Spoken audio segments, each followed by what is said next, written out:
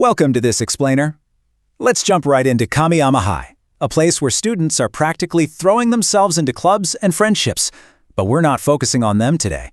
We're looking at a guy named Houtarou Oreki, someone who wanted absolutely none of that. Think back to your high school days for a second. Usually, we picture it as this colorful, high-energy adventure, right? Sports, romance, all that drama. Well, Oreki, he wants zero part in any of that. For him, the ideal high school experience is a gray, peaceful sanctuary. Basically, a place to just exist without spending even an ounce of unnecessary effort. This quote right here completely nails his worldview. If I don't have to do it, I won't. And if I do have to do it, I'll make it quick. I mean, it's pretty simple. Why waste energy chasing all that high school excitement when keeping things quiet is just so much more efficient? He literally dodges anything that might pull him into the typical drama. Now, this whole energy conservation thing is completely alien to his best friend Satoshi Fukube.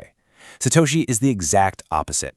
The guy is talkative, endlessly energetic, and somehow connected to every single random fact in town. It's a perfect contrast, really. You've got Oreki hoarding his energy and Satoshi just eagerly spending it. Part 1. A letter from India. So what disrupts Oreki's perfectly gray life? It's a letter. An airmail letter hidden in his jacket from his older sister, Tomoe, who happens to be traveling through India, of all places.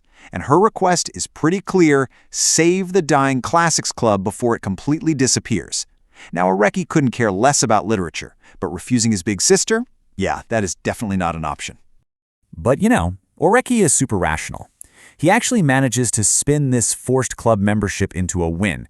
He figures, hey, the club is basically dead anyway, right? So if he joins, he gets this empty, abandoned room completely to himself. To him, it sounds like the absolute perfect sanctuary to just kick back and kill time after school. But, spoiler alert, that illusion is about to be shattered. Part 2. The abandoned club room. So, Oreki heads to this room. It's hidden way deep inside the school's special use building. It's quiet, it's forgotten, it's literally perfect. But the second he unlocks the door, surprise! Someone is already inside. Standing right there by the sunset-lit window is a girl. Long dark hair, these really bright, watchful eyes. Her name is Eru Chitanda, and crazy enough, she already knows his name from this one single music class they shared that he barely even remembers. And here's the kicker, she has also just joined the Classics Club. Just like that, poof, Oreki's private sanctuary is completely gone. Part 3. The Locked Room Mystery. All right, let's look at the facts of this strange little mystery. When Oreki offers Chitanda the classroom keys so she can lock up later, she looks totally confused. She tells him she doesn't actually have a key and that the door was already unlocked when she got there. But Oreki, he knows for an absolute fact the door was locked when he arrived. I mean, he literally just used his key to get inside, which means Chitanda was somehow trapped inside. This is when Satoshi shows up and drops a pretty crucial detail. The classroom doors at Kamiyama High are specifically designed so they physically cannot be locked from the inside by a student, meaning someone else absolutely had to have locked that room from the outside. So we're looking at a classic locked room paradox here. Think about it with me for a second. If Chitanda didn't lock it, and Oreki had the club's one and only key sitting in his pocket the entire time, who on earth locked the door and trapped Chitanda inside? Now, for our guy Oreki, thinking about this is just a massive waste of energy. But for Chitanda, this exact paradox wakes something up inside her. It reveals her true nature, pure, relentless curiosity. And once that curiosity is sparked, there is literally no stopping it. She looks right at Oreki and basically begs him to help her figure it out. Part 4. The simple solution. So, Oreki logically pieces it all together, and the answer is delightfully ordinary. It turns out the school janitor was just doing some routine maintenance around the building. He'd gone through and unlocked a bunch of classrooms with his master key. While he was off working in another part of the building, Chitanda unknowingly wandered right into the unlocked clubroom. When the janitor finished up, he just went back, locked all the doors, and walked away, completely unaware he just trapped someone inside.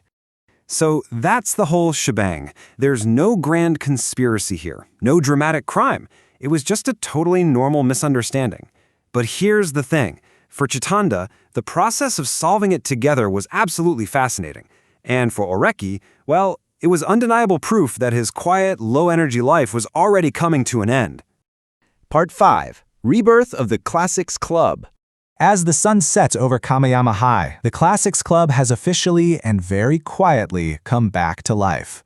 You've got 3 completely different people sitting in that room. The energy-saving Oreki, the endlessly curious Chitanda, and the walking encyclopedia, Satoshi. They are now inexplicably tied together by this funny mix of coincidence and curiosity. And Oreki can already feel the shift. Whenever Eru Chitanda leans in, her eyes completely sparkling and whispers, "I'm curious," he knows ignoring her is going to be pretty much impossible. This tiny, everyday locked room mystery, it was the definitive end of his gray-colored high school life. You know, it kind of makes you reflect on your own life, doesn't it? We all have our safe little comfort zones, our own ways of saving energy. But life is just constantly full of these everyday mysteries and these fascinating people who inevitably pull us right out of our routines. So I'll leave you with this.